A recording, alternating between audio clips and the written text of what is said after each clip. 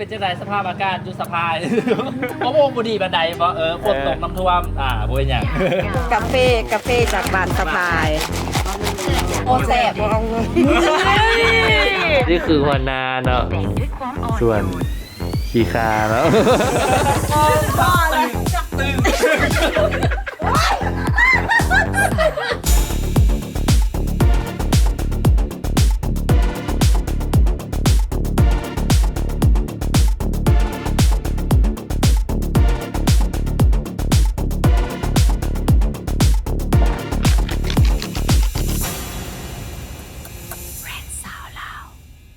อันนี้ก็คือภาพบรรยากาศเนาะของเศร้า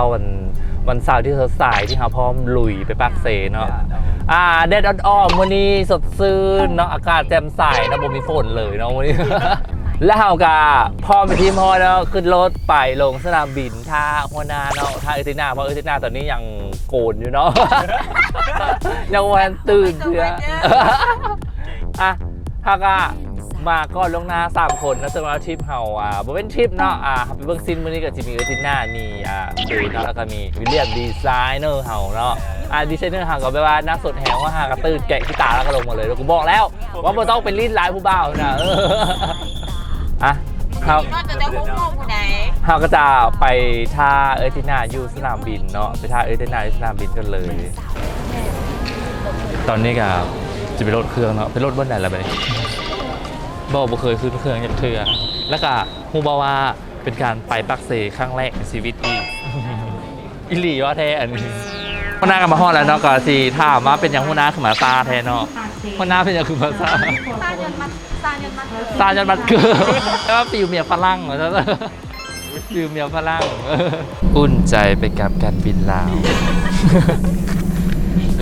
และนี่ก็คือ1 ผลงานของแบรนด์ซาลาวยูนิฟอร์มของลาวแอร์ไลน์เอาไว้นี่จ้าเป็นผลงานอีกซินโบแดงของแบรนด์ซาลาวเส้นเดียวกันเนาะสวยงามแหงประทับใจทุกอย่างทอดแล้วเพราะว่าค่อยมาใต้วันนี้เป็นไกด์เนาะไกด์นำเที่ยวจ้ะของสวรรค์นักเขตเอามาแม่ปักสิ A few moments later ตอนนี้หากกำลังสีไปหาซินแท้ๆแล้วเนาะเพราะว่าเมื่อกี้ไปเลาะยามพี่ยามน้อง3-4 เหือน3-4 เหือนแล้วอันนี้ใกล้ๆเฮามีแต่แบบว่าไปแค่นั่งได้แบบมีแต่แบบว่ามีแต่ผูกไฟผูกเกมสมัยจับใจทุกสายตาตอนนี้เขาแล้ว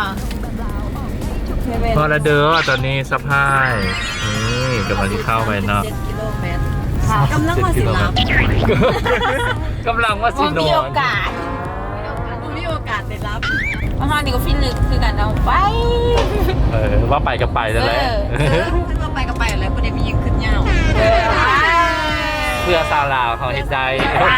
ทุกอย่างมีเงินถามราคาปีย่นค่านันทนิบบอกเป็นอย่างไปสั่งร่วมเงินบัตรแล้วเก็บตังค์ทีหลังความว่าใจสปอร์ต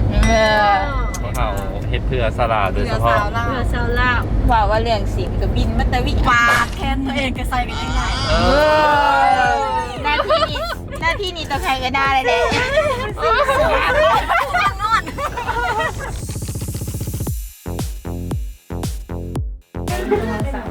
ตอนนี้เรามาแวะฮานซินยูสะพายเนาะมาเบิ้งหลายซินในหนึ่งถ้ากับยังที่ออกไปลุยต่อเบิ้งอันนี้เขาเอื่นว่ามัดมีกับเม็นมัดนี่เนาะแม่ทำไมมาเลยเอ็นากะเต็มแบบเนาะอย่างเมามันกับการเต็มแบบผมมันเต็มแบบอันนี้ลงสีใส่หลายซินแล้วตัดภาพมาที่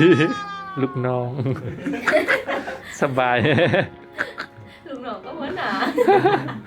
เบิ้งอีนี่หัวน้องอันนี้ลูกน้องไอเบงแต่ว่าหัวหนา นนี้หัวหน้า อันนี้คือหัวหน้าเนาะเฮ็ดเวียกแบบคู่ขี้คู่เข่าเนาะกับการลงลายซีนส่วนขี้คาเนาะ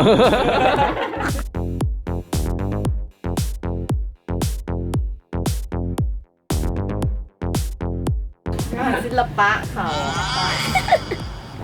งานนี่ปะหลายคน งานนี้ มาเด้องานศิลปะ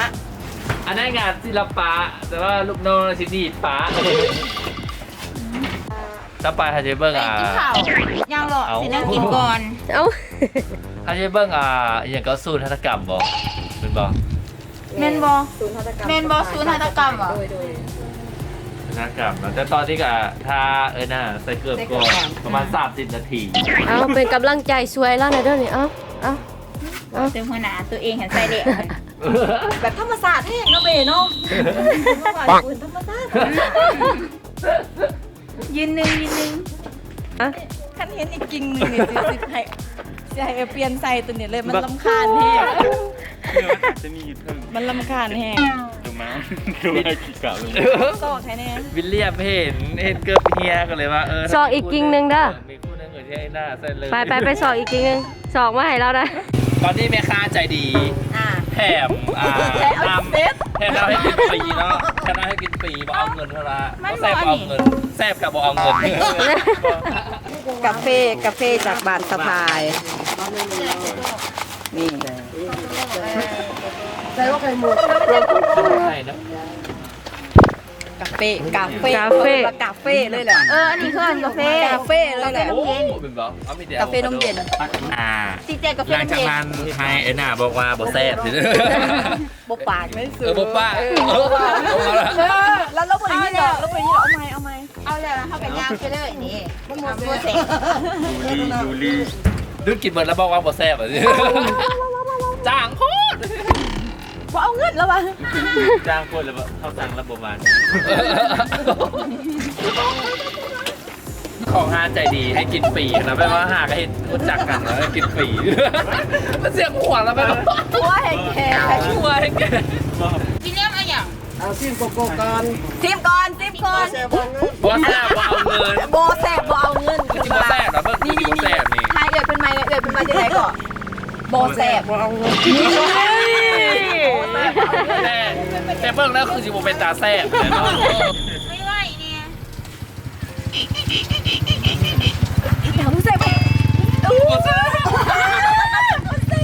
บ่ต้องมาซื้อฮานนี่บ่แซ่บแพง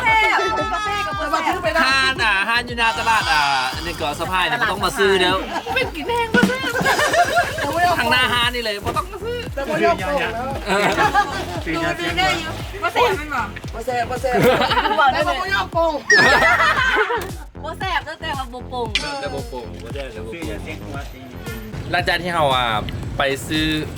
น้ำปั่นบ่แม่นน้ำปั่นเนาะซื้อโกโก้แซ่บมา มือกูเสื่อม โกโก้บ่แซ่บโกโก้บ่แซ่บมาแล้วก็มาซื้อมะกล้วยเนาะแล้วอีเงินก็ถามว่าขายจังได ใครมันสิ ขายยังไงวะนะขายยังไงก็เอาเงินมาให้กูแล้วกูก็มากล้วยให้มึงก็ขันขายสิขายยังไง นี่ความมันมา ไม่ไหวดิ ความรวย โอ้ยเอื่อยเอ้ยมาใหญ่ โจ๊ เนี่ย กมาโซ่อีก โยนเลยโยน ยายเลยยายเลยยายกาตั้มหูกเป็นผู้สาวบ้านตั้มหูก โอ้ย เอาหูเขาขาด พอขาด หูเขาขาดแล้วเขาไอ้อันนั้นบริเวณเข้าไปเบิ้งทางในเนาะว่าซีดีอย่างได้ทางไหน สาวลาวเบรนสาว จำลองมีจำหูแน่ อ๋อจำลองอันพวกอุปกรณ์การเทมโม ตัวนี้จะเป็นผูกตัวนี้จะเป็นล้าง หลัง อันนี้ปันดา ลายดิเมนปัน ว้าว เว้ยวู้วู้วู้ ตัวนี้นี่เป็นดีที่มันกี่มันรวมจากตัวมันตัวนี้เป็น สาม ส่วน สำหรับจากตะกอนอยู่บาดเจียงพุ่นพ่อมาสมาสมบูรณ์ซาสมบูรณ์รักก็จะเป็นมาสะพายได้กันที่เขาไปลงท้ายก็เป็นซางเป็น อ่านเดือดได้ตำมีน้ำยังมันจะมีแต่แซ่บๆอยู่กับนี้ได้บ่ได้มีเครื่องแกงเอง โอ้ ตัวนี้ก็ที่มือของปลาส้มตัวนี้ก็ตำตัวนี้ก็จะเป็นฝ่ายตะกี้เป็นจะตำฝ่ายนั่นนี่ตำลงโด โอ้ ย ตะกี้นี่เป็นฝ่ายแบบนี้เนาะ คือปลาเส้นใหญ่ เป็นฝ่ายเส้นใหญ่เนาะ แม่ตัวนี้จะเป็น อันนี้เขาก็คล้ายบ่อันนี้ อันนี้เป็นดอกปลายเนาะ แม่เป็นฝ่าย เป็นดอกปลายที่ยังบ่ทันได้เป็นดอกปลายที่ยังบ่ทันได้เฮ็ดเป็นเส้นเท่านั้น แม่ยังไม่ทันได้เคยฟัง บ่ทันได้ปั่นอันนี้ ตัวนี้มันดี เพราะเคยตำมูก ไม่หมอนที่เขาปลูกหมอนอย่างหมอนมาตำก็มาต้มแล้วก็มา อันนี้เป็นอยู่ เนาะ อยู่ ที่ที่กำยาดอยู่เมืองสระสมบูรณ์ท่า อ เด้ ยู่ อ เมืองสนาสมบูรณ์เขาเฮ็ดเองเนาะ แม่ เป็นไม้ม่วนเองเนาะ เขาจะปลูกแล้วเขาก็จะเอาตัวหมอนมาต้มแล้วก็มาปั้นเป็นเส้นโอ้ อันนี้ตัวที่มันเหลือก็จะเป็นลักแหล่ที่เขาขาย อ๋อ ก็เลยเราเอาไปกินเนาะที่เหลือ อันนี้มันเส้นไม้ม่วนจากบ้าน คีรีคำหยาด คีรีคำหยาดเนาะ คีรี เมือง ของเมืองสระสมบูรณ์เลย เมืองสระสมบูรณ์ ดูเลย ก็คือสินค้าทั้งหมดนี้มันจะรวมอยู่3แขวง 3 เมือง 3เมือง งานสาวยุคใหม่ที่มีเสน่ห์ต้องแบรนด์สาวลาว สาวลาวยุคใหม่ต้องใส่แบรนด์สาวลาว อันนี้เอิ้นว่า ตัวนี้เพ้นฝ่ายอยู่เพ้นฝ่าย อิ่วเค้นฝายเขาเฮ็ดแนวไหนตัวนี้ ตัวนี้เขาจะอยู่เอาฝ่ายนี่วิธีการเฮ็ดของเขาอีกแบบนึง โดย ถึงเขาจะปั้นอะไรมันเป็นเสียงเรื่อง อันนี้เป็นเขาแบบว่าอิวออกเก็ต อีกก็ได้นะ อันนี้เขาเรียกว่าอันนี้เขาอิวออกเกนไฟออกจากมากไฟเนาะเขาอิวแล้วเกนมันก็ที่หลงอย่างทุกอย่างเลย แบบว่าเบิ่งคือมีความหูได้ มีแท้ ที่เราบอกมาถือบ่กับมิสวาน กับมีการมีชวน อันนี้เขาเอิ้นว่า ตัวนี้เป็นกลพัดมีจ้ะมันอยาก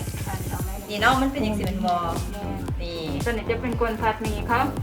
มัดมีแล้วก็จะไม่มา คล้ายๆแบบว่า ปั้นออกใส่หลอดมัน พระเจ้าชีวิตมานั่น มาทรงดูงาน ซุกซุกดู ทรงมาดูงานในพระราชวัง ไอ้ที่ออกอากาศอะไรนี้ตัวนี้ โมเมนต์แบบว่าสี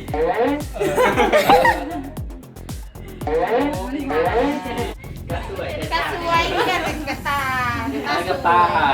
ไปคิดยืนยาได้กับตาได้คิดยืนยา ทีมเลยสั่นทีมเลย ตอนนี้เป็นจังไดสภาพอากาศดูสภาพโอ้โหบุดีบันไดว่าฝนตกน้ำท่วมบ่เป็นอย่าง เสียวมันบ่สีเดียวกันเลย ไปเขาไปเบิ่งเขาจะตำหูอยู่ข้างในเพราะว่าเขาเห็นนั้นเขาขี่รถไกลมาแล้วเห็นเขาจะตำหูเขาเลยว่าสิมาแวะเบิ่ง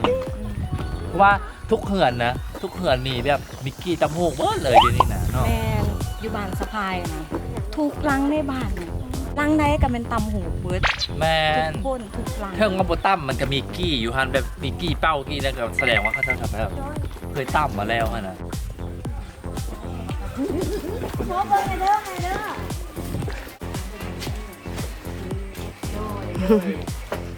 ตีนหนึงนี่เป็นใส่เวลาตำจักวันนี่ตีนหนึงบ่จักก็มื้อละคู่2คู่แหละคือว่ามื้อละตีน2ตีนเนาะ ตีน2ตีนมาหันได้มาหัน ได้เขาไปโอกหันโอกหนู อ๋อ เฮ็ดง่ายดิ เพราะว่าตัวนี้เขาเอิ้นว่าอีหยังเกาะอันนี้เขาเอิ้นตั้มอีหยังเกาะที่มันเป็นคู่เลยเขาเอิ้นตั้มเนี่ย สิน สอง สินโตดูสินต้องดู สินสองดู ตีนต้องดูอันนี้เนาะเขาเอิ้นตีนต้องดูน้องแม่สนามพอน้องแม่ อีหยังกะสิลองเบิดอะไรสิเป็นเบิด จังไดเนาะบัดนี้เนาะ กระสวยใส่กระสวย อันนี้เอิ้นว่ากระสวย ย่อก่อนนี่ อ้าวอันนี้พอเหยียบมันก็เส้นนี้โยกไปใส่ไป ทอดตัวนี้ก้อนเนี่ยนะเพราะว่ามันเป็นลายไหม้ละ เป็นได้ ไม่ได้แล้ว ทอดไทย ทั้งห้ามวิลเลียมเขาว่าเขาเจ้าว่ากระสวยที่ทั้งผู้หญิงแล้วบ่ได้ผัวทั้งผู้ชายแล้วบ่ได้เมียเขาว่านี่นะ ไม่ได้มีอันนี้ มึงจะเอาผัวจำยังไง เด็ดบ่แห้งก็เป็นจังซี่แหละ อันนี้คือ เหยียบไม่แห้งไม่ได้เหยียบ โอ้ดีเด้1 2 3 เอ้ย 1 2 3 บ่พอดังเนาะเลยนะ พอไว้นะ โอ้ยกำลังมัน กำลังมา ก็ต้องเหยียบเบิ่งครัวเบิ่งใส่เหยียบแล้วเหยียบแล้วเพราะว่าข้างงาน โอ้งางตัว อ๋อ นี้ วันนี้ก็ไม่ได้ตัดกันเลยเนาะ อุ้ยไก่ โอ้โปรเฟชชั่นแนลเลยสิวะ ไปแล้วต่ำตึกกาไอ้หน้ากะชิออกจากลาออกจากการเป็นดีไซเนอร์มาตั้มฮูก โอ้ยมาถ่ายไกลๆให้แนี่นี่ อ่า นี่ตามมานี่เป็น4เซนแล้วเด้อนี่4เซนมันพอนี่ได้นี่สัวสิได้เห็นบ่ มาตั้มเองกับมือนะ ถ้าตามเองกับมือ เหงื่อแตก เพื่อแต่เพื่อแต่ เอาเซ็ตเอาเซ็ตเนี่ยเห็นบอดี้เฮือนนี่ ไปซื้อเลย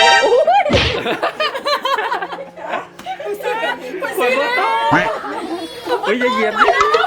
เอาแล้วพื้นที่เอา โดนโอ้ยขอบใจด้วยไงเด้อ แล้วเราก็จะมาอีกกี่สองเนาะเดี๋ยวมาพี่ก้อน มาพี่ก้อนเดี๋ยว อันนี้คืออีหยังกับถวยเอาในหาฟันเลยหาฟัน ขอเอาอย่างก็ เอาเข้าไปนมเย็นจอกเด้อขั้นผู้ใดมาสะพายเนาะมาเจอแม่ค้าขายเขาเป็น นุ่มใส่ก่อน ได้ นุ่มใส่ก่อน โอ้ยได้แล้วว่าน่ะ สาใครพวกแน่น อันนี้คือน้ำข้าวออร์แกนิก ผู้ใดที่มาสะพายอย่าลืมมาแวะหาเพิ่นเด้อ มันขายอยู่นาแถวนี้แหละไม่ได้ทางกัจจุบันเบิ้งกี้ตัวนี้เหือนตัวนี้เนาะเพราะว่าเมื่อกี้เขาเบิ้งยูฮันมาแล้วไปมาอยู่นี่เพราะว่าตั้มทุกเหือนเลยคือเขาเบ้าแหละตั้มทุกเหือนเลยอ๋อตัวนี้ก็จะเป็นอีกลายหนึงทั้งห้าเพราะอันนี้เป็นอย่างแม่นี่ เจ้า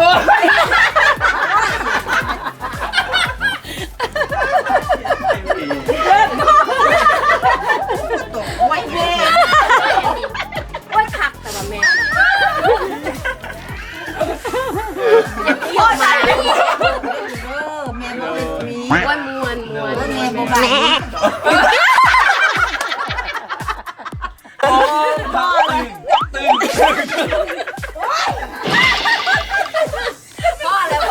เมื่อกี้เขาก็ไปบันเทิงมากับแม่ตูเนาะแม่ตู มาแล้วพี่สำหรับวันนี้ก็ค่ำแล้วก็จะได้เหงื่อแล้วเนาะเดี๋ยวมื้นสิมาลุยต่ออีกเนาะเพราะว่าฝนสิตก คนกำลังโต มื้อนี้ก็ถือว่าเลาะเบิดมือแล้วแบบตั้งแต่ลงเครื่องมาเนาะตั้งแต่ลงเครื่องมาก็แบบมาลุยเลย ตื่นตั้งแต่6 โมง ลงเครื่อง ตั้งแต่ บริมาเขาลงเครื่องของบริมาเขามาลงยนต์ไหนแปลว่าลงเครื่องนะ แต่เครื่องลงจากรถมื้อนี้ก็ถือว่า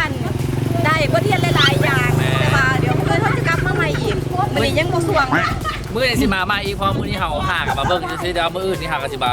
รอเบิ่งอีกแล้วก็มาซื้อซินมื้อนี้หากับมาเบิ่งว่าเพิ่นมีให้เฮาบ่หยังแต่ว่าพวกเขาเจ้าก็บ่อยู่เด้เนาะเขาจะไปตามมื้อ แม่ นี้ นแม่นเขาจะลงหน้าเบิดส่วน ใช่ก็มื้อเจอกันอีกตอนเช้าเนาะ ข้าวต้มนี่ต้องใส่เวลาเดินมือเลย 13 นาทีนี่แหละ โอ้ยเบเป็นเนาะ อันนี้ไล่ที่เขาหมากออกมาดิ